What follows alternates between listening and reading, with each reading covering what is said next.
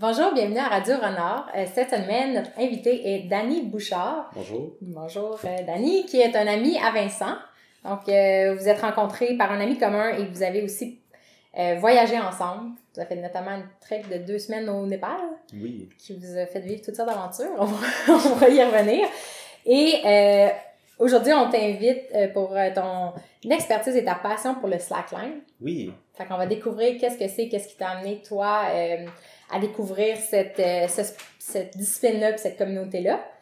Bien, on va faire une petite introduction sur ton profil parce que ton travail est atypique dans notre milieu, je dirais, mais dans toi, c'est ta communauté, tu es maraîcher. Oui. Et tu as travaillé à la ferme des 4 temps.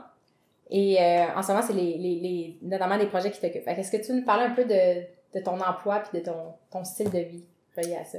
Ben oui, absolument. Moi, c'est ça, comme tu disais, je suis maraîcher. J'ai travaillé les 3 dernières années à la ferme des 4 temps. Mais je viens pas d'une famille de fermiers, puis j'ai pas grandi dans cet univers-là. C'est d'autres portes qui m'ont amené à faire ça. Puis le maraîchage, c'est un métier qui utilise énormément le corps, énormément le mouvement. Notre corps, c'est notre outil numéro 1. C'est super important de faire attention à notre corps, à nos articulations, à la façon qu'on fait des mouvements. Il y a énormément de mouvements qui sont faits de façon répétitive aussi. Mais grosso modo, mon mode de vie, c'est le mode de vie de maraîcher, il est quand même cyclique. T'sais, on suit vraiment le fil des saisons. Fait qu'il y a une intensité qui grandit au printemps. À l'été, c'est vraiment comme super intense. Puis là, à l'automne, ça diminue. Puis en hiver, il y a une pause à cause du cycle des saisons. Ça fait du bien aussi. Ça permet de se recharger les batteries, puis de faire autre chose, d'aller voir sa famille, ses amis qu'on n'a pas eu le temps de voir durant l'été. Puis moi, de l'autre côté, ça me permet aussi de voyager pour poursuivre ma passion de la slackline, de la highline, puis d'aller dans d'autres endroits où il fait plus chaud pour en faire durant les mois de l'année. Fait que finalement, comme il y a toujours un genre d'intensité dans mon mode de vie là, de projets qui se suivent un après les autres. Une variété, en fait. Une variété, oui. Un certain mouvement dans tes... C'est des cycles de mois en mois. Puis, juste pour mettre les gens en contexte, on a découvert tantôt qu'on a grandi les deux à Laval, ouais. Avec Vincent aussi d'ailleurs. Yeah. On connaît bien la vie de banlieue. Et je crois que tu parlais aussi de ton enfance. Fait que c'est quoi le lien que tu vois entre le profil que tu avais comme enfant, peut-être plus solitaire, puis le style de vie que tu as en ce moment? Ah, c'est ça, j'aime ça, comment tu l'approches. Ben, j'ai vécu plusieurs phases là, tu sais, dans mon enfance, dans mon adolescence, mais il y a une phase en particulier, je me souviens que j'aimais ça passer du temps tout seul. J'ai toujours aimé ça, passer du temps tout seul. Je me suis toujours senti bien. Il y a des gens qui s'angoissent quand ils sont pas entourés d'amis ou de famille, mais moi je me sens bien seul, puis même j'ai réussi à l'identifier dernièrement, tu sais, dans les dernières années, que c'est un besoin qui est fort pour moi de me retrouver. Puis, mais des fois, tu sais, j'ai le sentiment que ça peut être perçu comme si, des fois, je crée des barrières, tu sais, mais c'est pas que je crée des barrières, c'est que j'aime cet espace-là où je me sens bien, tu sais, seul. Ça fait longtemps. Inception. Vince est en train de faire un story Instagram, pardon, puis on a entendu le... Désolé, continuez! Fait que, ouais, c'est ça, mais ça fait en sorte que ça fait quand même du sens, tu sais, avec le style de vie de maraîcher et la passion pour la slackline. Parce que maraîcher, on va souvent se retrouver aussi, malgré le fait que c'est communautaire, surtout à la ferme des 4 temps où on était 10 employés, il y a beaucoup de tâches qu'on fait, puis on est plutôt seul. Tu sais, si je récolte des choses ou pendant longtemps, ou si je nettoie des légumes, tu sais, il y a comme un genre de mouvement répétitif, un peu méditatif, tu sais, qui s'installe, puis il faut être bien, tu sais, faut être bien dans cet espace-là, puis moi j'aime vraiment ce moment-là. Puis c'est la même chose avec la slackline, où c'est une pratique qui rassemble une communauté, mais que la pratique elle-même, ça se fait seul, tu sais, t'es tout seul sur la ligne. Puis des fois je fais des blagues avec mes amis quand on fait de l'highline, tu sais, on prend toute cette énergie-là pour se rassembler, pour faire notre pratique, puis là on est sur le bord du canyon, mais on attend tout d'être tout seul. On a tout hâte d'être seul, tu sais. Fait que, autant qu'on est des amis, tu sais, c'est comme, moi j'ai assez hâte d'être d'être sur la ligne pour Mhm. être tout seul. Fait qu'est-ce qui t'a mené de fil en aiguille vers la slackline? Comment tu l'as découvert, en fait? Moi, j'ai découvert la slackline en allant au parc du Mont-Royal. Oh, Ça, on faisait des blagues c'est tantôt. parce que... Bref, c'est que la slackline, tu sais, c'est ça, la slackline, c'est pour ceux qui connaissent pas la slackline, c'est une discipline c'est une discipline d'équilibre qui peut ressembler au funambulisme. Fait que c'est de se tenir en équilibre sur une sangle. Puis, les différences fondamentales avec le funambulisme, c'est que le funambulisme, c'est fait sur un câble d'acier ou d'un autre matériel là, qui est similaire. Puis c'est très, très, très rigide. Mhm. Et puis aussi, on va utiliser une pôle, fait qu'un bâton qui va nous aider dans notre équilibre. La slackline, la différence, c'est que c'est fait sur une sangle qui peut être soit de 2,5 cm, 1 pouce, ou 5 cm, 2 pouces. Puis on va juste utiliser notre corps, nos bras, nos jambes, notre corps pour se tenir en équilibre. C'est ça, en tout cas, je peux vous montrer ceux qui écoutent visuellement, là, c'est pas plus large que ça. Tu sais, ça, c'est une vraie slackline là, qu'on marche dessus. Mhm. Moi, ça m'a surpris. J'étais sûre que c'était vraiment plus large. Je pensais que c'était presque la largeur d'un pied. Non, c'est Ouais. ça. Puis on se rend compte qu'on est, tu sais, c'est vraiment suffisant, tu sais. Puis même que ça permet aux pieds d'avoir une emprise dessus, tu sais, parce que même je peux comment dire, plier Tes orteils, les un travail à orteils, tu sais, clac, pour l'attraper. Fait que bref, c'est ça les différences fondamentales entre le funambulisme puis la slackline. Aussi, c'est qu'il y a beaucoup moins de tension dans le matériel. Puis vu qu'il y a moins de tension, mais ça permet, il y a un plus grand dynamisme dans la ligne. Fait que ça permet, il y a plus de possibilités de mouvement avec le corps. Il y a plus de possibilités de se rattraper. Il y a des imprévus aussi. Il y a des imprévus. Quoique, il y en a aussi dans le funambulisme, mais bref, c'est ça. Moi, j'ai connu la slackline en allant au parc du Mont-Royal. OK. Il y a des rassemblements tous les dimanches, là, en été, quand il fait beau. Puis je suis tombé là-dessus vraiment par hasard. Puis j'ai tout de suite, quand j'ai essayé, c'est comme... J'ai tout de suite aimé ça, mais c'est venu chercher quelque chose que finalement, c'est comme si c'était déjà en moi, tu sais. Puis ça revient à ce que je disais tantôt, je me sentais bien là, tu sais. Mhm. C'est un moment où est-ce que tu vas sur la ligne, et là, tu rentres, et là, pour que ça fonctionne, il faut que tu sois vraiment dans un état de focus comme intense, là. Fait que c'est très méditatif, très personnel, puis il faut se concentrer, il faut être calme, il faut être à l'écoute de son corps, il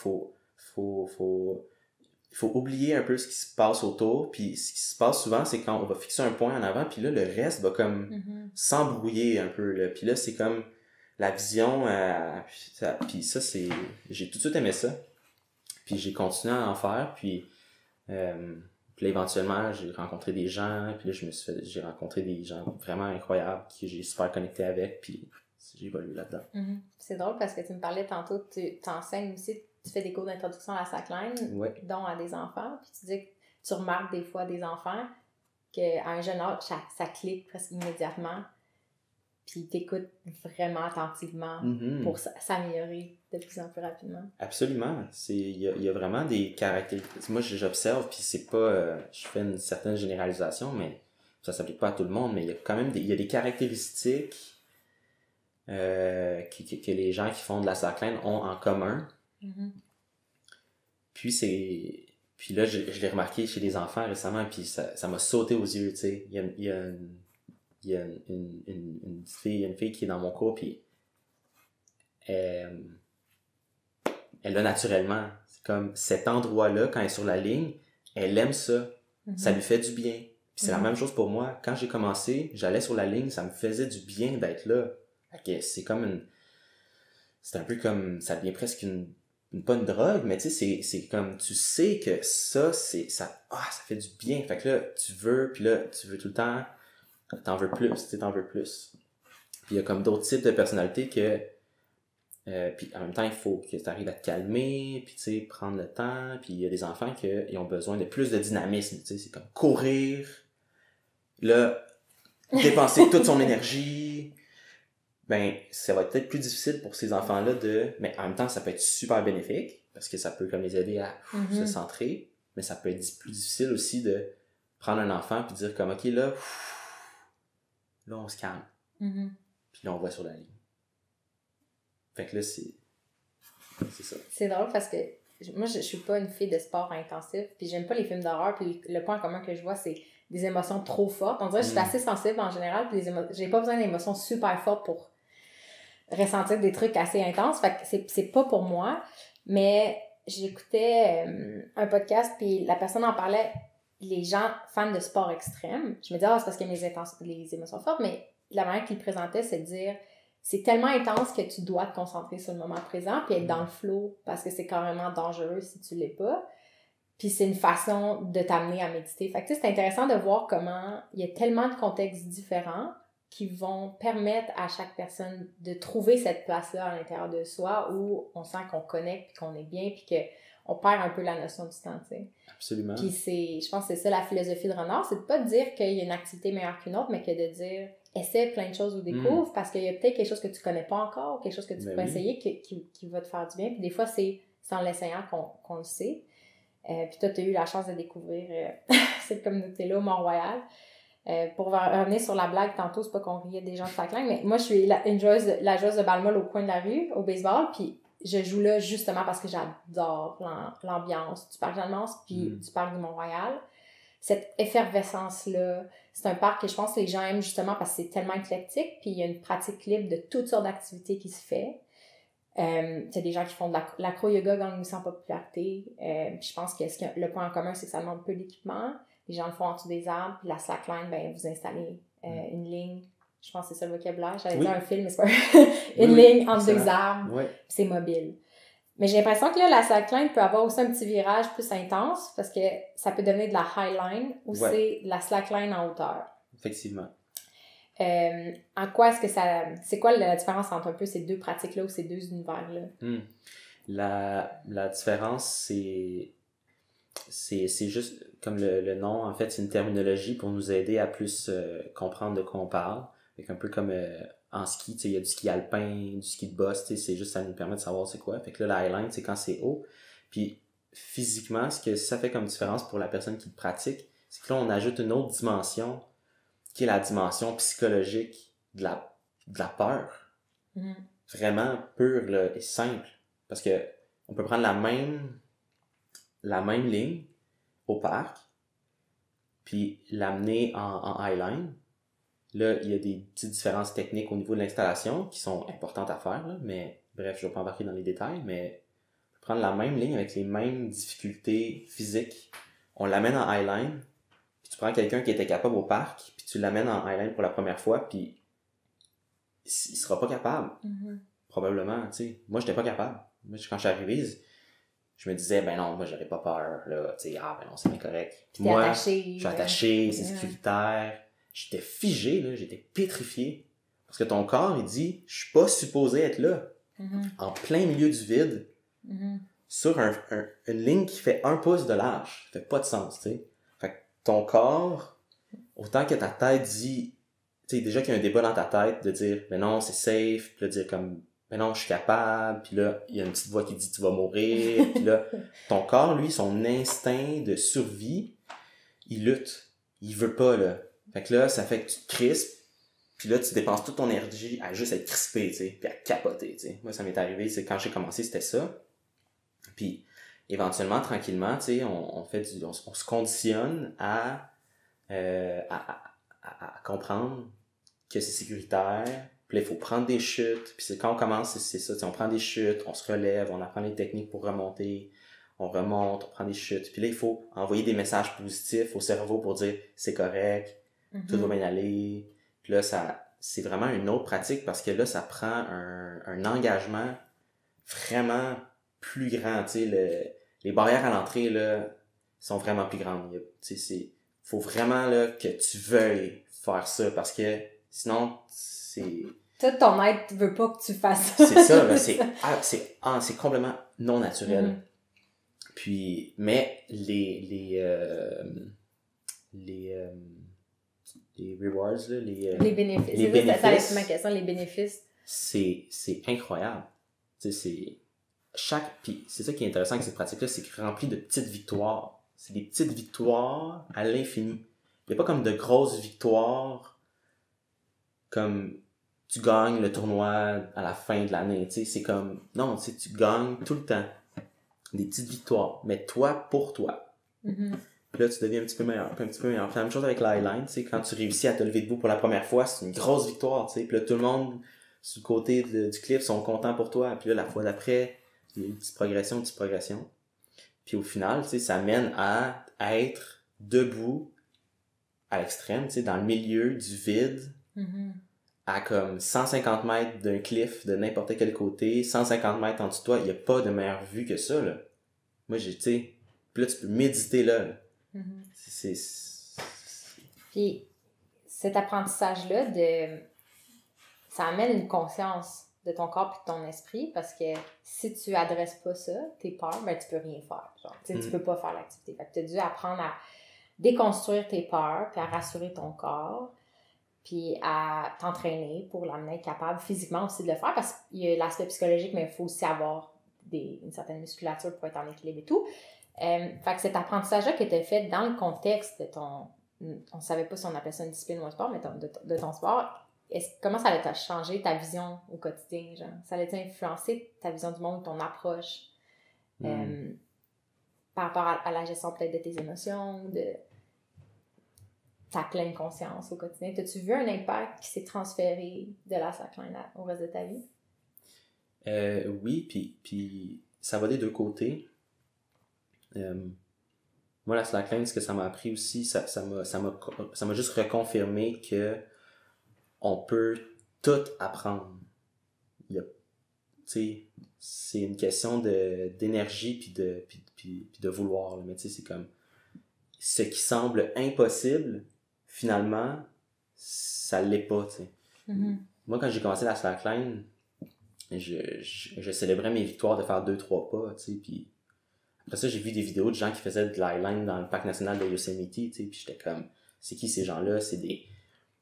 Tu sais, je créais des barres, tu sais, des ponts gigantesques entre eux et moi, là, j'étais comme, mais non, tu sais, ça, c'est d'autres personnes, tu sais. C'est un univers inaccessible. C'est inaccessible, tu sais, c'est ci, c'est ça, mais finalement, non, tu sais. C'est quoi les étapes que En fait, je vais faire un saut dans le temps, puis après, on va refaire le cheminement. En fait, c'est ça. C'était inaccessible, mais l'année dernière, tu as fait ta plus longue traversée de Highline au monde. Vous avez battu le record. Ouais. Et c'est au Québec, au-dessus de la mine d'asbestos, qui a été réouverte juste pour vous, parce que c'est un projet en partenariat avec la ville qui veulent revaloriser asbestos. Exactement. Fait que, ce qui est assez fou. Fait que là, on va revenir là-dessus, mais là, on va faire le chemin de qu'est-ce qui s'est passé entre ce moment-là où tu regardais devant toi, puis que c'est un autre univers, puis que maintenant t'en fais partie, tu sais. Qu'est-ce que c'est? Ça fait combien d'années que tu fais de la slackline? Ça fait 3 ans et demi. OK, fait que c'est quand même rapide. Fait que c'est ça. Qu'est-ce qui s'est passé en 3 ans et demi, entre le moment où tu as découvert la slackline, puis maintenant que tu voyages partout dans le monde avec d'autres passionnés? C'est passé plein de choses, mais ça me fait penser à un petit truc là, que j'ai envie de faire une petite parenthèse. Mais quand j'étais avec Vincent au Népal, on était ensemble quand il y avait les gros tremblements de terre en 2015. Puis ça m'a vraiment énormément marqué là, dans ma vie. Puis je suis pas mal sûr que Vincent aussi. Oui! C'était un événement assez troublant, mais ce que j'ai appris là-dedans, c'est que une des choses que j'ai appris par la suite, c'est que on vivait dans une incertitude qu'on n'avait pas le contrôle. C'est-à-dire, il y avait des tremblements de terre à tous les jours.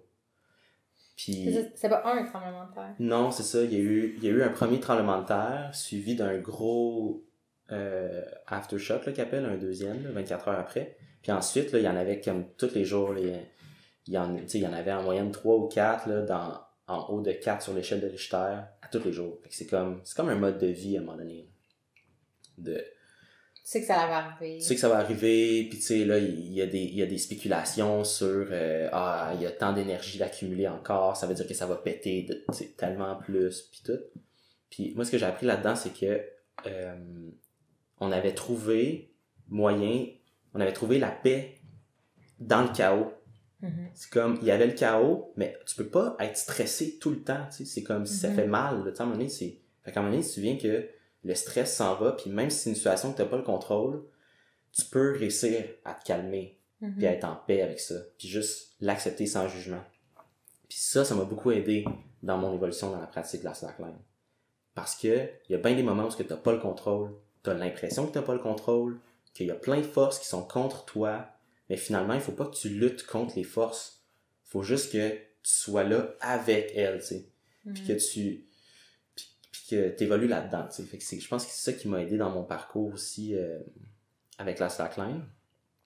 Puis dans les 3 dernières années, je pense que ce qui m'a le plus aidé là-dedans, c'est quand je me suis fait des amis qui en faisaient, puis qui étaient passionnés, puis on a tout de suite connecté vraiment fort ensemble parce qu'on avait cette espèce de même énergie-là, puis cette même passion-là.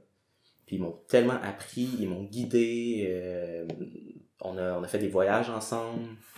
Puis là, la première étape, ça a été comme de rencontrer des amis dans ma discipline. Puis ça, je pense que c'est la même chose pour toutes les disciplines. T'sais, quand on commence à se faire une communauté, là, ça ouvre tellement de portes. Puis après, c'est de faire des voyages à l'international, puis là, de voir que, waouh, il y en a plein des communautés, là. Puis il y en a plein des beaux spots. Puis là, de rencontrer des gens, puis là, tout d'un coup, tu te ramasses à une place, puis t'es comme, shit, lui, c'est le meilleur dans le monde, là. Ou comme, une des personnes que moi, je suis sur les médias sociaux depuis comme que j'en fais, puis c'est ma tête, c'est comme, waouh, c'est lui le meilleur dans le monde. Puis là, tu le regardes, tu te dis, ah, il est vraiment bon, mais tu sais, comme, je suis pas si pire que ça, finalement. Tu sais, c'est comme, c'est cool, tu sais, on est bon au Québec, tu sais, tabarouette. Là, je reviens ici, je disais à mes amis, je disais, vous comprenez pas à quel point vous êtes bons, là, tu sais, on est bons, là, ici, là. Fait comme dans la bulle, fait que tu t'en rends pas compte nécessairement. Ouais, tu sais, on comprend, on sait pas, tu sais. Puis le monde, ils montrent toujours les belles photos, puis les mêmes affaires, les belles affaires, mais tu sais, finalement, tu sais, il y a rien de parfait, tu sais, fait que là, ça a donné ce spark-là aussi, puis là, éventuellement, faire des plus gros projets, puis là, rencontrer plus de monde, puis se tisser de liens, puis de confiance, puis là, éventuellement, ça l'a mené à des opportunités comme avec la mine d'asbestos, où là, il vient le questionnement, ou l'espèce de remise en question de légitimité qu'on parlait tantôt, tu sais, des fois, on a des sentiments d'imposteur, tu sais, on se dit, moi, je suis qui, tu sais, je suis qui là-dedans, là, dans ma pratique? Ben non, tu sais, c'est pas vrai. T'as le droit. Tu peux tout faire. C'est comme, on a fait comme, regarde, on le fait, that's it. Puis on est allé, là, puis on l'a fait. Puis on a installé, on a battu le record du monde de slackline, là, tu sais. Genre dans le record Guinness, là. Genre record Guinness? On n'est pas dans le record Guinness parce que ça, c'est un autre, c'est une entreprise, puis là, il y a des démarches. Il y a des démarches. Parce qu'il faut un officier, ou comme un inspecteur qui c'est ça prend l'inspecteur. Mais dans la communauté, tout le monde sait que vous avez battu le record. Ben oui. Parce que c'était combien, c'est long comment, l'année? C'était 1,9 km de long. Fait que quelqu'un qui va à un certain rythme comme toi, qui a de l'habitude, combien de temps ça prend à traverser? Ça m'a pris 2h20. Oh my god, ça fait longtemps pensé, je t'avais fait peut-être 25 minutes, là. 2h20. Ouais. Wow, puis est-ce que t'es-tu tombé en chemin? Moi, je suis tombé peut-être entre 5 et 10 fois, là. Je sais pas compter, là, mais on va dire une dizaine de fois. Rendu là, t'avais-tu peur? C'était comment le feeling de traverser la mine d'asbestos? Pour moi, ça a été l'aboutissement d'un... C'était comme mon cadeau, en fait, là, que je me donnais, là, de la traversée, parce que j'ai travaillé vraiment fort à l'organisation avec des amis ici à Montréal, avec mon ami Julien de Slackline Montréal, avec des amis vraiment proches, tu sais, Renaud, Mathieu, puis j'ai passé des centaines d'heures à travailler là-dessus en ne sachant jamais si on allait même réussir à l'installer, tu sais. OK. C'était tout dans le doute, parce que ça n'a jamais été fait, tu sais, fait que c'est comme... On savait pas. Fait qu'à un moment donné, là, dans le parcours juste de l'organisation, est venu toutes les étapes, les mêmes étapes que dans ma progression de l'highline. De se dire, à un moment donné, aïe, c'est donc bien gros, c'est inaccessible. J'y arriverai jamais. Ou tu sais, comme tu mets tellement de temps, puis tu sais pas si à un moment donné tu vas les briser les portes qui vont te permettre que ça soit plus facile, tu sais. Puis là, ça s'est passé, puis éventuellement, quand on a finalement vu la ligne, tu sais, décoller du fond de la mine, c'était comme... J'avais les larmes aux yeux, là, tu sais, c'était fou, là.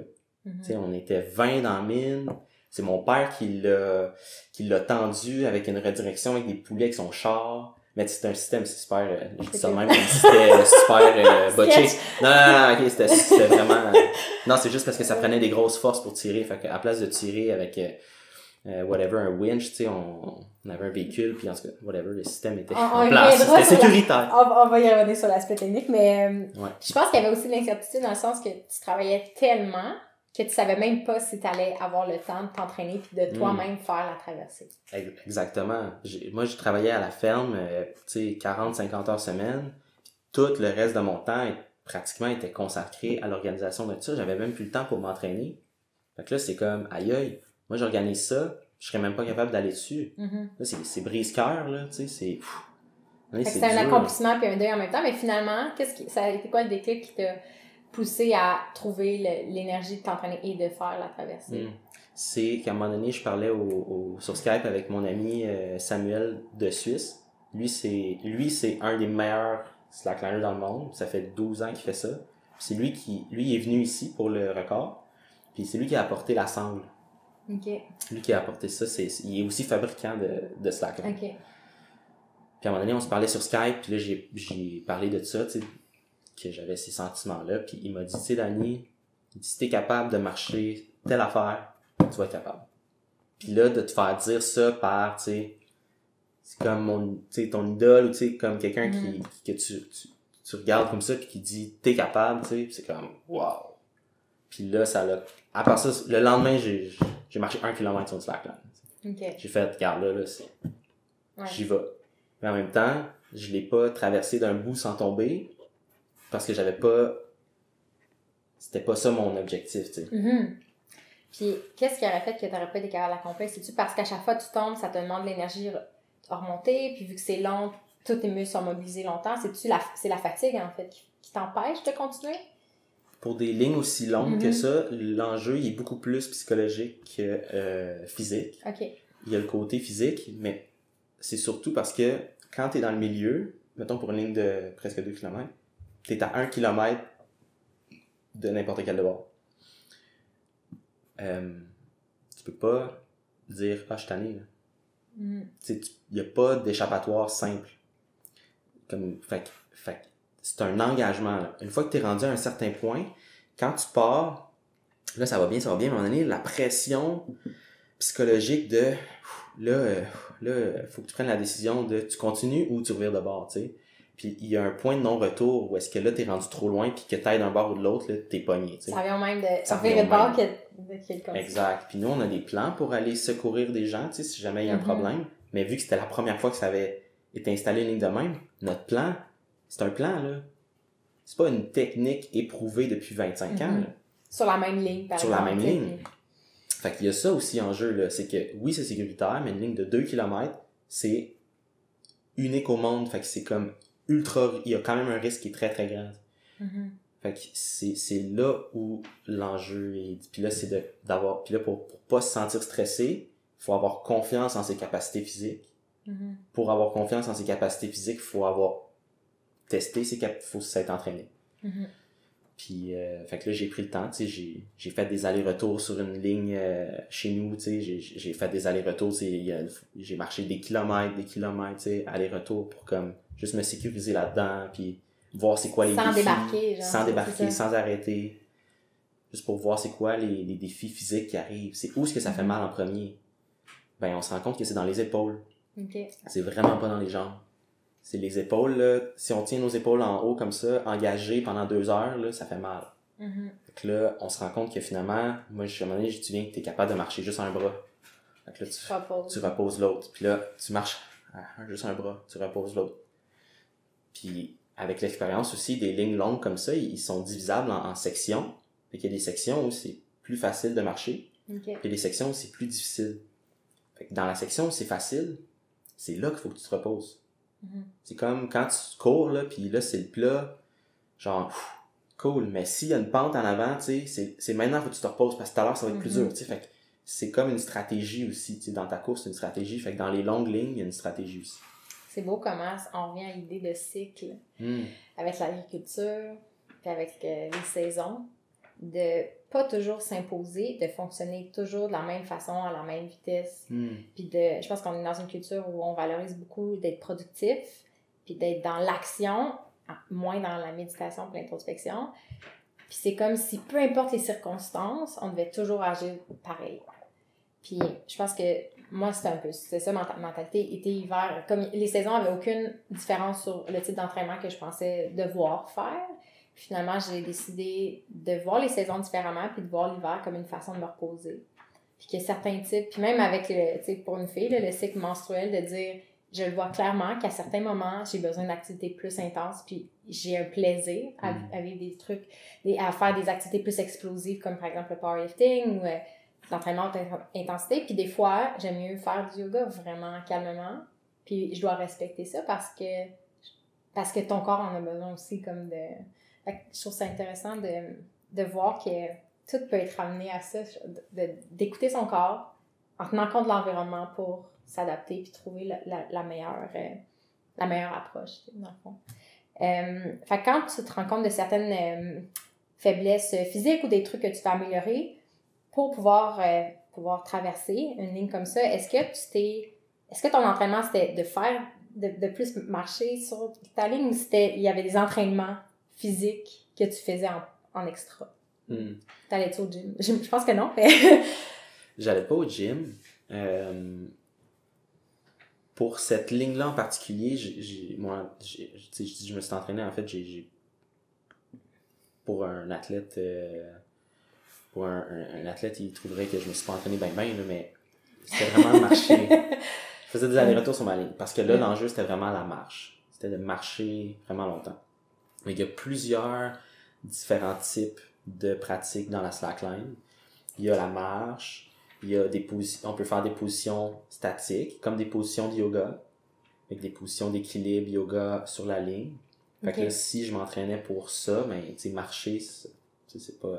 OK, c'est ça. Il y a des gens qui peuvent faire une ligne au parc, par exemple, prendre 2 arbres. Oui. Puis s'en servir juste comme pour ajouter un défi dans leur pratique de yoga, mais ça va pas nécessairement de faire de la marche. C'est ça, tu sais. Puis je pense que, mettons, la pratique de la slackline vient avant, comme... avant l'intégration de mouvements de yoga sur la ligne. Mais bref, c'est ça, on peut faire des mouvements statiques, puis on peut faire des mouvements qui sont dynamiques aussi. Là, les mouvements dynamiques, c'est en utilisant les dynamismes de la ligne. Puis il y a différents mouvements, tu sais. Il y a le mouvement juste vertical, comme de haut en bas. Fait que vu qu'il y a une élasticité dans la ligne, le point le plus élastique, c'est toujours quand tu es dans le milieu. Aller dans le milieu, puis faire des mouvements haut et bas. Ça, on va appeler ça en anglais le bounce, là, tu sais. Là, ça, c'est le bounce. Puis, il y a le mouvement aussi qui est latéral. Ça, on va appeler ça le surf. Fait que là, ça, c'est quand on va de gauche à droite. On fait comme un surf. Puis, là, ce qui est intéressant, c'est ça se fait vraiment en highline. Mais là, c'est de faire des transitions, fait que des mouvements transitoires quand on arrive au point mort d'énergie. Fait que c'est quand on est comme en haut. Fait que quand tu arrives en bas, on pousse. Là, c'est engagé. Puis là, quand on arrive en haut, il y a un petit moment de légèreté. Tu sais, petite légèreté. Puis c'est là où on peut faire une transition. Fait que de pied à assis. Puis là, on arrive en bas, on est assis. Puis là, quand on remonte, on se remet debout. Puis là, ça, c'est en utilisation avec le rythme. Puis moi, j'écoute beaucoup de la musique quand je fais de l'highline. Fait que là, tu sais, c'est la musique, le rythme, l'énergie. Puis là, c'est le focus. Puis le micro-mouvement. Puis la microseconde où est-ce que tu peux faire ton mouvement. Puis là, tu tombes tout le temps, tu sais. Fait que là, t'essaies de t'améliorer là-dedans. Fait qu'il y a il y a la marche, puis il y a d'autres disciplines. Mais là, pour traverser la ligne d'asbestos, je voulais vraiment améliorer ma marche. OK. Fait que là, je marchais. C'est quoi la musique que t'écoutes qui te fait sentir le plus concentré? J'aime beaucoup ce qui est ambiant. Mais après ça va dépendre, tu sais, les différentes disciplines que je fais, là. Mais quand je marche, j'ai différentes approches là, dans les dernières années. Là. À un moment donné, j'avais fait une playlist de comme 150 chansons vraiment différentes. Puis là, je la mettais sur aléatoire. Puis là, je me disais, genre, tu sais, l'univers va décider c'est quoi que je vais écouter, tu sais. Mais là, des fois, ça vient comme, tu sais, il y a une tune qui arrête, puis là, il y a une autre qui part, puis là, c'est le plus beau moment. Tu sais, c'est comme, wow, cette chanson-là arrive maintenant, c'est tellement cool. Tu sais, il y a des mots dans les paroles que ça fait, wow. Puis des fois, il y a une chanson qui part, t'es comme... ça me tente pas de l'entendre, tu sais, mais là, t'es comme un peu pogné, là, tu sais, changer la musique quand t'es sur une highline, ou tu sais, c'est une sacrée.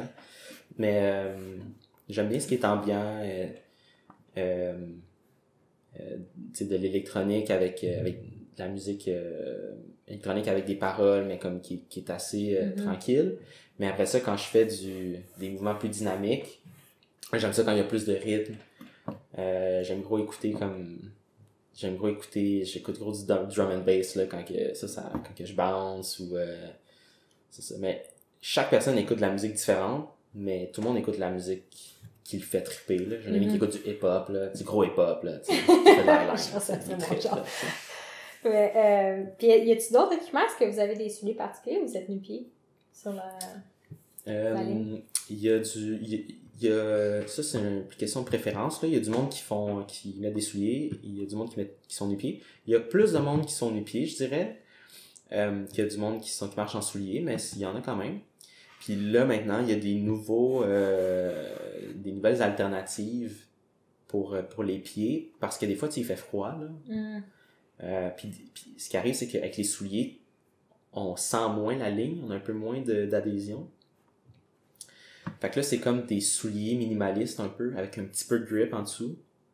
Puis là, ça j'ai utilisé ça, par exemple, à Asbestos, parce que j'ai marché 2 km sur la ligne, puis il faisait fret le matin. Donc là, c'était comme, ça va super bien. C'est un produit de niche qui a été développé dans le monde de la slackline. Effectivement. OK. Mais c'était associé aussi à le monde qui font du trail running, nu-pied, là. Ouais. Parce que c'était un produit de niche, mais qui a été utilisé pour... C'est-tu un truc avec des orteils? Non, je pense que j'ai déjà vu des gens faire ça avec le truc avec les orteils, mais moi, il n'y a pas d'orteils. OK. Mais il y a différents modèles, là, tu sais. J'ai jamais essayé de avec des orteils, je pense que j'aurais pas le courage de le porter en public, mais j'essaie d'être nu-pied, on essaie d'être nu-pied le plus souvent possible, puis même maintenant. L'été passé, on a testé de marcher nu-pied dans la rue pour se rendre jusqu'au parc, puis à Montréal, c'est un peu étrange. J'ai pas encore le courage de l'assumer, fait que je traîne toujours mes souliers sur le côté, comme si je les avais temporairement enlevés. Dans ta main. Dans ma main. Mais j'étais à la quête de souliers minimalistes. Oui. Comme qui peuvent être portés en ville, de manière intéressante. En tout cas. Tu vas avoir des looks, des gens pareils avec ça. Exactement, c'est ça. Fait que là, on est dans une phase d'émergence où ça émerge dans des disciplines vraiment précises. Je pense que ça, comme tout, là, ça va donner de plus en plus mainstream. Puis on va croiser à un moment donné le lifestyle, là, la mode lifestyle, puis là, il va y avoir des souliers plus conventionnels. En tout cas, bref, petite parenthèse sur les souliers. Pour revenir à Asbestos, parce qu'il y a des questions plus techniques qui me sont venues en tête, comme... Je pense pas que c'est le genre de truc que je ferais dans ma vie, quoi qu'il faut jamais dire jamais. Mais il y a une partie de moi qui se dit, comme beaucoup de monde doivent se dire, puis comme peut-être ta mère s'est dit, mais oh my god, la ligne, elle va-tu casser, tomber, lâcher? Comment vous avez adressé cet aspect-là? Comment, tu disais, ça a été fait la première fois. Fait, comment tu pouvais savoir que ça allait être sécure ou pas? Le principe de sécurité sur une highline, c'est que c'est le principe de redondance qu'on appelle. Ça veut dire que chaque morceau dans l'équipement est soutenu par un deuxième morceau qui est pas chargé de tension. Fait que c'est comme s'il y avait 2 slacklines avec 2 systèmes d'ancrage différents qui sont mises une par-dessus l'autre. Il y en a une qui a de la tension, puis il y en a une qui a pas de tension. Fait que souvent, dans des photos d'highline, on va voir des petites loupes en bas qui pendent. Fait que ça, c'est comme la ligne de sécurité qui est en dessous, qui est juste attachée avec du tape. Comme on voit sur ton chandail, en fait, je viens de remarquer. Oui. Pour les gens qui regardent à la caméra. C'est ça, exact. Ok, je comprends. Là, il y a les loupes. Puis, fait que c'est ça. Fait que là, l'exercice qu'on fait, c'est qu'on va passer le système de l'ancrage jusqu'à l'autre ancrage, puis se demander qu'est-ce qui se passe si ça brise. Ah, ben là, c'est fini par ça. Là, tu vas à l'autre morceau d'après. Ça brise, puis là, tu passes tout. Puis là, il y a tout le temps une réponse à ça. Puis après, ben, la ligne ici, ce qui arrive, mettons, puis le morceau le plus faible dans le système, c'est toujours la slackline, la sangle. C'est pas les ancrages ou les connecteurs en métal. Fait que là, ce qui arrive si la sangle est brise ici, ben, si c'est un morceau continu de 2 km avec en dessous un autre morceau continu de 2 km attaché avec du tape, ben, toi, tu vas prendre une méchante drop, là. Mhm. Tu sais, tu vas faire une chute libre de genre 150 mètres, puis là, après ta chute libre de 150 mètres, tu vas être arrêté de façon sec dans un harnais d'escalade, tu sais, tu vas te casser la colonne vertébrale. Tu sais, c'est la mort assurée. OK. Fait que finalement, ça, c'est la façon que ça fonctionne dans des lignes qui sont plus courtes. Fait que, mettons, sur 100 mètres, si ça arrive... La deuxième ligne est là. La deuxième ligne est là, mais là, tu vas dropper de 2 mètres. Fait que tu vas faire une chute un peu plus grande, mais c'est correct. Fait que là, ce qu'on a fait, ce qui a été testé pour la... Ben, c'est pas la première fois, mais c'était la première année que ce système-là existait, c'est que c'était toutes des sections de 50 mètres individuelles qui étaient toutes connectées entre elles. C'est-à-dire que si à un point, la ligne brise, ça va juste s'étirer sur cette section de 50 mètres-là. Parce que la deuxième ligne qui est courbée sur une petite distance. C'est ça, tu tombes de la différence entre la portion du haut puis la ligne d'en bas qui prend le relais. Genre. Exact. Fait que ça c'était nouveau, puis ça l'a vraiment révolutionné. C'était vraiment innovant dans les très longues highlines, parce que les premiers records du monde, c'était vraiment critiqué dans la communauté, parce qu'ils disaient, vous faites le record du monde, bravo, mais c'était pas sécuritaire.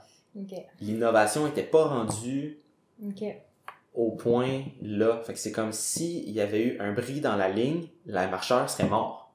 Fait que là, ça c'est comme... Ouais. Ça c'est... Là, c'était... Puis là, ça c'est venu comme innovation, puis fait que là, ça fait en sorte que c'est vraiment sécuritaire. Ça devient un produit, parce que ton ami en Suisse, il le produit Oui. sur mesure pour vous. Est-ce que ça l'a ouvert la porte, justement? Ça a-tu fait comme une petite explosion de highline dans le monde, là, puis partant de votre innovation? Pas vraiment, parce que installer des lignes de 1 km, là, c'est pas courant. Tu sais, le record, là, on parle du record du monde, c'est 1,9 km, mais c'est pas parce que c'est courant d'avoir des lignes de 1 km. Tu sais, des lignes de 1 km dans le monde, là, il y en a pas eu plus que 10 depuis tout le temps. Fait que, puis en fait, moi, j'ai été chanceux parce que cette technologie-là, lui, il l'avait faite pour un projet qu'il y avait au mois d'août, juste comme un mois avant notre projet. Puis eux, ils voulaient battre le record du monde aussi, en Norvège. Puis ils ont installé une ligne de 2,8 km. Oh! Puis, fait qu'il l'avait faite pour ça. Puis moi, quand je l'ai contacté en début d'année, il était comme, ah oui, il dit, tu sais, il m'a parlé du projet-là. Puis il m'a dit, je vais en faire une plus grosse batch, je vais en avoir pour toi aussi. Fait que là, nous autres, puis finalement, là, ça n'a pas fonctionné, leur projet. Ils ont réussi à l'installer, la ligne, mais ils ont eu des températures infernales. Ils ventaient énormément, il y a eu une tempête, tu sais, puis fait qu'il y a personne qui a réussi à battre le record du monde sur cette ligne-là. Ils l'ont essayé, mais ils n'ont pas pu. Puis un mois après, c'était chez nous ici, puis là, on a réussi. Mais là, est-ce qu'ils vous ont pas quand dire l'année prochaine? Est-ce qu'ils l'ont refait cet été, non, eux ils ne autres? le font pas. Ah, OK. Non, parce que c'est ça, tu sais, organiser un événement de même, il a fallu qu'ils mobilisent 30 des meilleurs eyeliners dans le monde à venir 10 jours de temps en Norvège. Fait que là, c'est 30 personnes avec des horaires différents, puis avec des vies différentes, là, qui viennent de plein d'autres pays. Ça coûte cher. Puis là, tout le monde s'est engagé à être là, puis tout le monde a mis vraiment beaucoup, beaucoup d'énergie, pis ça. Puis finalement, il y a eu juste 4 personnes qui ont été sur cette ligne-là. Ah ouais, parce que les conditions étaient même pas assez bonnes pour monter dessus. Non, c'est ça, les conditions étaient abominables. Puis en plus, quand tu t'engages sur une ligne comme ça, ben tu sais, ça prend 3-4 heures. Fait que dans une journée, là, qui fait beau, t'as 3 personnes qui peuvent y aller. Fait que c'est ça aussi, que quand les projets deviennent démesurés, là, la proportion de personnes que ça prend pour installer les lignes, puis combien de temps ça te prend, puis combien de marcheurs peuvent aller sur la ligne dans une journée, ça devient disproportionné. Fait que c'est pour ça que des projets comme ça, il n'y en a pas tant que ça. Parce que le monde, il s'engage full, puis là, quand ils n'ont pas le temps d'y aller. Je comprends. Et est-ce qu'il y a un volet compétitif de la Slackline ou du Highline? Y a-t-il des compétitions officielles de ça? Oui, il y a des compétitions officielles. Ça reste quand même assez marginal. Il y en a eu dans les premières compétitions qui sont arrivées, c'était des compétitions dans une autre discipline, en plus que j'avais pas parlé, ça s'appelle ça la trick line. Ça, c'est une sangle qui est plus large, qui fait 5 cm avec 2 pouces. Puis là, c'est des acrobaties sur la ligne. C'est comme une trampoline de 2 pouces. Donc, ça, c'était vraiment populaire, là, il y a comme 5 ans, là, il y en avait vraiment beaucoup. Puis là, il y a eu un petit déclin. Là, les compétitions qui existent maintenant, c'est des compétitions, ce qu'on appelle la Highline Freestyle. Ça, c'est vraiment nouveau. Ça fait comme 3, 4 ans que ça existe. Puis ça, c'est les tricks que je parlais tantôt avec le dynamisme de la ligne. Fait que c'est sur des highlines entre 50 puis 60, 70 mètres. Ça, c'est vraiment une belle longueur pour ça. Puis là, c'est des compétitions un peu comme, c'est des compétitions jugées. Okay. Comme la trampoline ou la gymnastique. Puis il y a un volet acrobatique, encore une fois. Un volet acrobatique, mais par contre, ouais, c'est ça, il y a un volet acrobatique. Quand tu dis freestyle, j'imagine de la danse, là, comme un peu du breakdance, genre, freestyle. Ben, pas de la danse, mais dans le mouvement, tu sais, faut qu'il y ait une fluidité. Fait que ça tend vers des fois des trucs plus artistiques, sensibles ou... Ben, je pense que ça tend plus vers le côté sportif, là, vraiment des capacités physiques. Des capacités physiques. OK.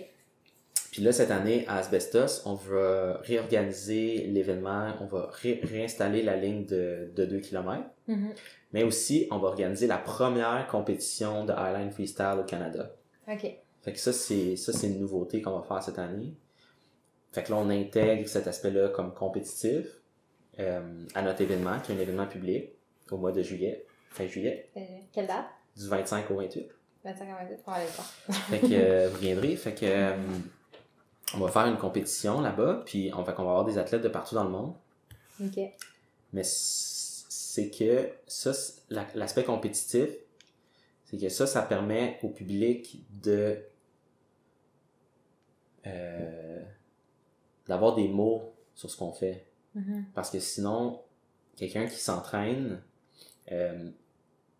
comment dire, s'il n'y a pas de commentaires, les gens, ils voient pas c'est quoi qui se passe, ils comprennent pas vraiment. Pourquoi la personne, elle tombe tout le temps, tu sais. Mm-hmm. Ben, quand tu vas au skatepark, là, puis que tu vois, genre, le meilleur skateboarder dans le monde, là, puis qui pratique son tricks le plus difficile, là, le tricks que personne n'a jamais réussi, avant de l'avoir, là, il va le manquer 350 fois, là. Mm-hmm. C'est sûr. C'est la même chose avec l'highline. C'est pour ça que, ben oui, tu sais, le monde, des fois, il me demande, est-ce que tu tombes des fois? Ben oui, je tombe tout le temps. C'est sûr. Ça fait partie de... Tu sais, quand tu kicks au soccer, est-ce que tu manques ta shot des fois? Ben oui. Plus de fois que tu l'as réussi. Plus de fois que tu as réussi, tu sais.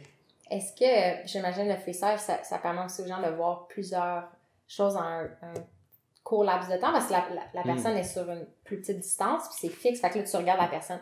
Quand vous avez fait votre record, est-ce qu'il y a un drone qui suit la personne, puis on regarde sur une télé, ou on te regarde de loin, genre comme devenir minuscule? C'est drôle, ben non, c'était plus ça. Mais ça, c'est ça, c'était... On est chez vous, les jumettes, au moins. Ça, c'est passé l'année passée, là, parce qu'on a fait ça vraiment comme... tout a déboulé vraiment rapidement, mais là, cette année, ça, c'est dans les plans, tu sais, on va avoir une grosse caméra avec une diffusion en live sur l'écran.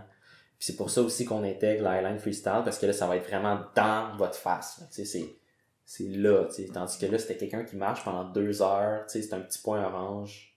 Comment que t'aimes la personne, puis que tu veux savoir son chemin, ben, c'est ça. Tu vas peut-être pas être attentif tout le long de rester. Ouais, fait que là, on intègre des activités différentes qui incluent la slackline, qui incluent le yoga, qui incluent plein d'autres choses pour faire participer.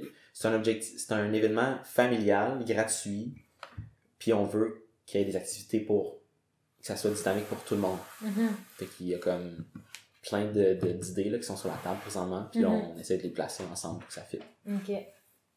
Très cool. Puis je pense que tu as un ami qui est parti à un centre d'entraînement de Slackline à Montréal. Oui, ben oui, mon ami Julien, qui est propriétaire fondateur de Slackline Montréal, okay. Il a ouvert le premier centre d'entraînement de Slackline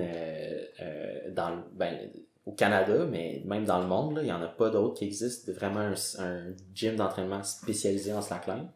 Lui, il est situé dans Rosemont, là, pas loin de Masson puis de Lorimier. C'est super beau comme endroit. Fait que sais, pour s'initier à la slackline, pour l'essayer pour une première fois, surtout cet hiver, là, pendant qu'il fait super froid, là, c'est un super endroit pour y aller. Ça ressemble à quoi un gym de slackline? Ben, c'est un gym où il y a des poutres. Il y a des poutres un peu dans le centre. Industriel? Ou c'est lui qui les a mis? Non, il était déjà là. Puis fait que c'est comme, il y a la possibilité là, de mettre vraiment beaucoup de slackline. Fait que ça fait comme une genre de petite toile d'araignée partout. Puis là, il y a des tapis comme de gymnastique. Là, fait que c'est super confortable. Là. On se promène là, c'est super bien. Il y a une cuisine aussi. Parce qu'on peut aller, puis des fois le soir, on se fait des repas en commun. Il y a une place plus lounge pour chiller, tout ça. Puis il y a même un espace de bureau à louer là, dans le même espace. Fait que là, ils louent des espaces de bureau à des gens là. Puis dans le bail de location, ça vient avec l'accès au gym tout le temps. Fait que c'est vraiment cool là, parce que tu peux travailler, puis là, à un moment donné, tu peux prendre un break, tu peux aller faire un peu de slackline, un peu de yoga, un peu de acro-yoga, te faire un lunch, puis après ça, tu peux retourner travailler. C'est drôle parce que c'est pas un gym juste pour s'entraîner physiquement, c'est un gym qui refait un mini-système ou bien un style de vie de la slackline. Parce que je pense que tu m'expliquais ce que t'aimes, c'est quand tu rejoins tes amis ou tu vas faire la slackline, c'est tu vas faire du camping, tu t'installes à un spot, puis il y a une partie de l'activité, c'est ça, ce côté-là, connexion avec la nature, où tu t'assois en silence, tu médites, puis à un moment donné, c'est ton tour, puis là, tu fais ton cheminement. Fait qu'il y a comme reproduit ça, où le but, c'est pas juste de l'intensité ou la performance, mais c'est ces petits coins-là où, comme, des fois, t'es dans cette toile d'araignée-là, puis d'autres fois, t'es juste à côté, tu chill, il y a le lunch pour être avec tes amis. Est-ce que c'est un centre qui est ouvert comme aux familles? Y a-t-il un public spécifique pour l'espace? Non, c'est ouvert à tout le monde. Puis là, il y a une programmation. Là, je suis pas au fait de la programmation aujourd'hui. Fait que vous pourrez aller voir si vous êtes intéressé sur le site internet de Slackline Montréal. Mais non, mais il y a des cours là, il y a des cours super variés. Il y a des cours d'introduction, il y a des cours plus avancés. Il y a des jams d'acro-yoga aussi. Je sais, un soir dans la semaine. Il y a des périodes que c'est libre. Fait que là, on peut venir avec les enfants. Ça, c'est vraiment le fun. Non, mais c'est ouvert à tout le monde. OK. Puis quelqu'un qui aimerait, justement, il écoute le podcast aujourd'hui, puis il dit « OK, c'est cool, j'aimerais ça, moi aussi commencer. » Puis qui ne veut pas nécessairement aller au gym, mais qui se demande ce qu'il peut faire s'il y a 2 arbres dans la cour à installer. Où est-ce qu'on trouve de l'équipement de slackline? Il y a... est-ce que la meilleure place, là, puis j'arrête pas, je vais leur dire, mais est-ce que c'est chez Slackline Montréal? Okay. Julien aussi, il vend des kits, là. Mais c'est ça, Julien, c'est comme la personne qui a un peu... qui a démocratisé la slackline au Québec. Ça fait 12 ans qu'il en fait. Puis, tu sais, il y a d'autres endroits qu'on peut s'en procurer, comme à la Mecque, je sais, là, mais c'est pas fait par des gens qui font de la slackline.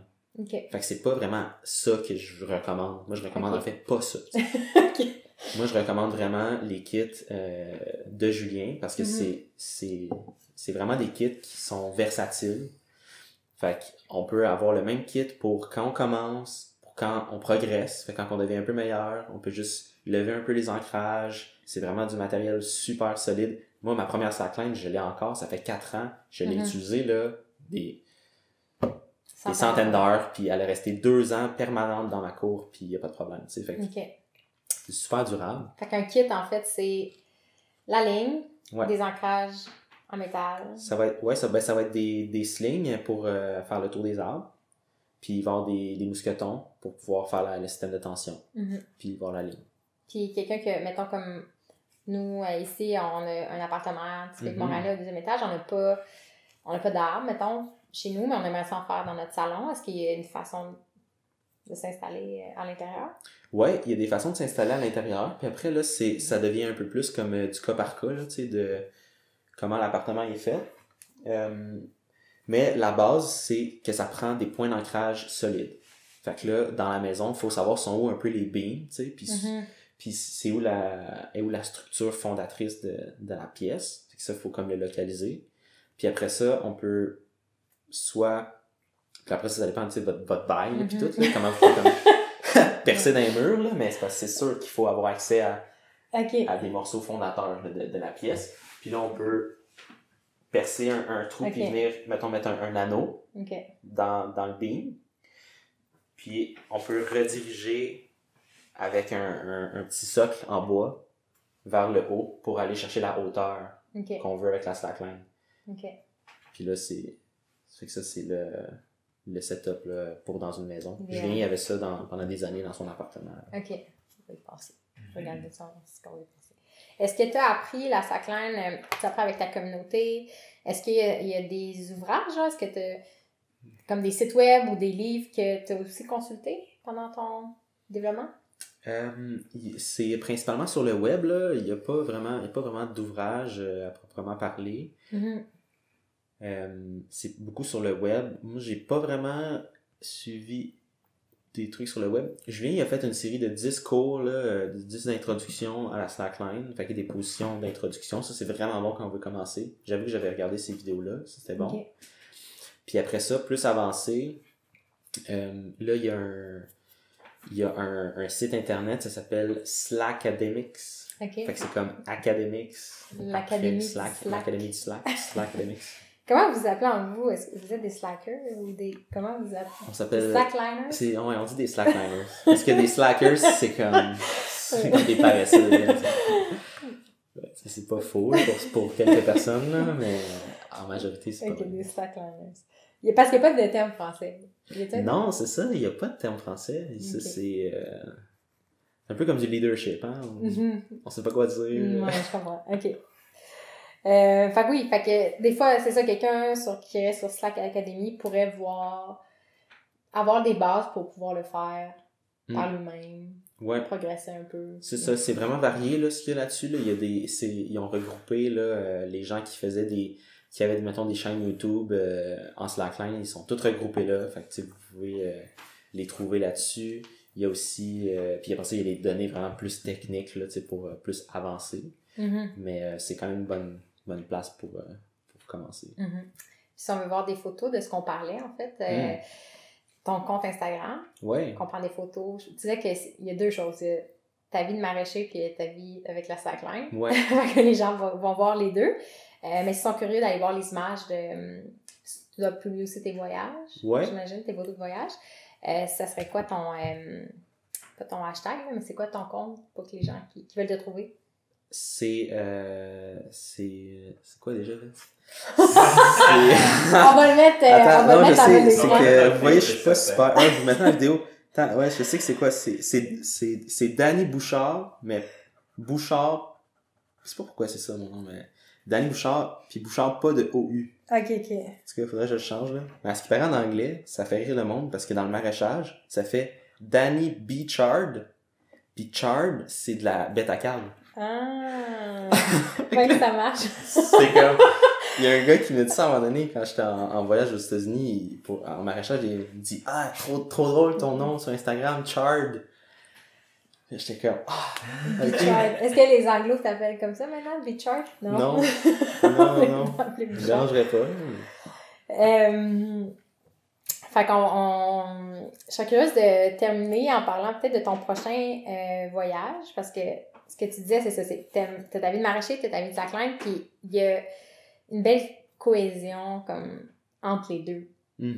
C'est un emploi qui te permet de vivre ta passion pour la slackline parce que tu pars en voyage puis t'en profites pour faire un petit détour. Fait que je sais pas si tu veux nous parler vite du contrat que tu as eu pour le jardin d'un château en France, parce que quand même c'est fou.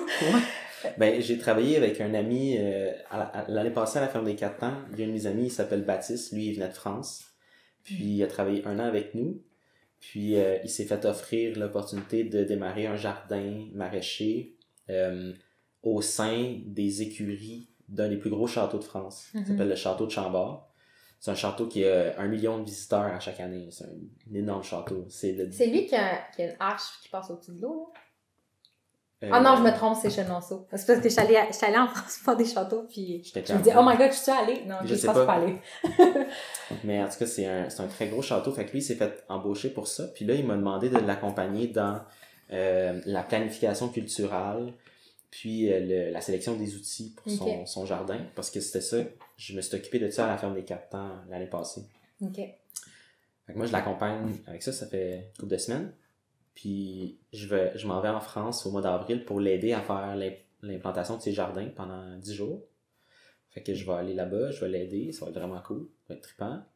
Puis tant qu'à être en Europe, tu sais, j'ai pris un billet plus longtemps, fait que là, je vais aller faire de la highline avec mes amis en Suisse, avec le fameux Sam qui a apporté la sangle cette année à Asbestos. C'est que ça va être fun aussi, tu sais, je vais aller chez eux, je vais voir ses installations, avec sa gang, avec ses affaires, fait que il y a tellement des beaux spots en Suisse, là, c'est assez fou, là. Fait que j'essaie de garder un équilibre, là. C'est super cliché, là, mais j'essaie de garder un équilibre entre ces deux passions-là, tu sais. Qui est le maraîchage, la slackline, puis essayer de faire en sorte que je les joins. Puis le voyage, c'est une belle façon de faire ça. Parce qu'on parlait tantôt de... Quand tu as quitté ton emploi à Femme des 4 ans, il y a plein d'opportunités qui sont venues vers toi. Tu as dit oui à plein de choses. Ouais. Puis là, ça atteint un seuil Oui. que c'était trop, puis tu faisais plus nécessairement slackline. Fait que qu'est-ce qui t'a permis de trancher ou de justement mieux gérer tes engagements de ton horaire? Ben, d'abord, j'ai commencé par m'organiser. Parce que aussi, tu sais, je vivais un déménagement, puis un changement de vie, là, c'était quand même complexe. Mais j'ai juste arrêté de dire oui, là. OK. J'étais comme là, c'est assez là. C'est que là, j'essaie de commencer, de prendre le contrôle de ce que je vis, tu sais, avant de comme embarquer dans d'autres projets. Mais c'est ça, là, j'ai pas de remède miracle, là. Je me suis équipé d'un bureau debout. OK. Parce que je voulais faire un petit joke à ça. Mais maintenant, je travaille plus sur mon ordinateur. Tu sais, je fais de l'accompagnement de maraîchers. Je développe le projet d'Highline à Asbestos. Tu sais, je travaille beaucoup plus sur mon ordinateur qu'avant. Avant, j'étais toujours dans le jardin. Surtout là, c'est l'hiver. Fait que là, ben, je pense que les outils de travail, faut pas les négliger, tu sais. C'est quoi qu'on fait dans notre vie? C'est quoi nos actions quotidiennes? Dans le maraîchage, on identifie toujours ça. C'est quoi qu'on fait toujours? Pas besoin d'être toujours à quatre pattes. Si t'es capable d'avoir un outil avec un long manche, boum, t'es debout, tu sais. C'est comme, tu viens de changer ta position. Fait que là, je me suis équipé d'un bureau debout, je me suis juste organisé, tu sais, fait que ça m'a permis de moins me sentir en perte de contrôle, reprendre le contrôle sur ces projets-là, puis de le mettre clair, tu sais, fait que d'avoir un gros tableau blanc, parce que j'ai toutes mes affaires. Puis c'est souvent une question de charge mentale. Quand on travaille sur plein de choses différentes, si c'est tout dans notre tête, c'est too much. Il faut le sortir de notre tête, puis de le mettre sur un papier. Puis là, après ça, c'est comme, c'est visuel, c'est plus dans notre tête. Là, la tête, elle se sent bien, tu sais. Là, tu ris parce qu'il me comprend. Moi, puis là, on est vraiment différents. Okay. Moi, il faut que je sorte les choses de ma tête parce qu'il y en a trop. Puis justement, tout ce qu'on voit en arrière, c'est pas de la déco, c'est vraiment des outils de travail. Ah, moi, je trouve ça cool, là. C'est trippant. Puis des fois, je les change justement parce que j'ai besoin de mouvement là, dans mon esprit. Puis si c'est pas sur un mur, ça va être sur un cahier, dans mon iPad, sur une... Ouais. Hier, dans le cours, je dessinais sur un bout de papier brun que j'avais utilisé pour essuyer le café que j'avais renversé sur ma table. Comme, j'ai besoin de matérialiser mes idées parce qu'à un moment donné, ça devient comme plein d'onglets d'ordi. C'est plus fonctionnel, genre. Puis je pense que le cheminement que j'ai fait dans ma vie, puis c'est ce qui m'a touché tantôt quand tu me parlais de ton expérience, c'est que je pense que dans tout, là, quand on parle de cycle, là, dans tout projet, où il y a toujours une phase d'enthousiasme, puis presque même pas de délire, mais comme de delusion, c'est quoi le mot en français? En tout cas, t'es comme... Faut que tu vois plus gros que ce que t'es capable de faire. Je pense que ça fait partie de la game. D'imaginer une réalité qui est pas dans ton environnement, parce que c'est comme ça que tu crées quelque chose qui n'a jamais existé. Mais là, t'as toujours le crash qui vient que ça devient trop. Puis que tu vois justement juste le gap entre tes capacités puis ton idéal. Puis là, tu paniques. Puis c'est la fin du monde. Puis là, après, c'est d'identifier les étapes ou les petites choses à faire pour reprendre du momentum, puis gagner en confiance, puis en compétence, puis en confiance, puis en compétence. Puis là, ça repart la machine. Mais bref, fait que moi, il y a toujours des moments où je suis hyper enthousiaste, puis là, j'accumule plein d'informations, puis là, j'ai un crash comme mental et physique. C'est drôle, on dirait que tu décris ma vie. Je suis comme, on est-tu à une séance de... Mais ça va bien d'en parler parce que, vite, tu me trouves cute quand je dessine. Puis la décoration, c'est mes vrais crayons de couleur qu'on voit ici, c'est mes vrais crayons de couleur. Il me trouve cute, mais je pense que je sais qu'il n'y a pas le même besoin que moi. On a des forces vraiment différentes, des façons de travailler différentes, puis c'est pour ça que ça marche bien entre nous deux, tu sais. Mais, fait qu'on s'appellera, on parlera de nos crayons, Yes. puis de nos dessins, puis de nos affaires. Fait que je comprends ta méthode. Fait que bref, c'est ça, fait que j'ai réalisé aussi que dans la vie, je devais apprendre pas juste à tout prendre non plus. Moi, je me disais, il faut que j'améliore ma capacité à gérer beaucoup d'informations, puis qu'il fallait que je prenne tout, mais que je m'améliore à classer l'information. Puis là, j'ai réalisé qu'il fallait que je limite l'input pour pas avoir à gérer autant de données.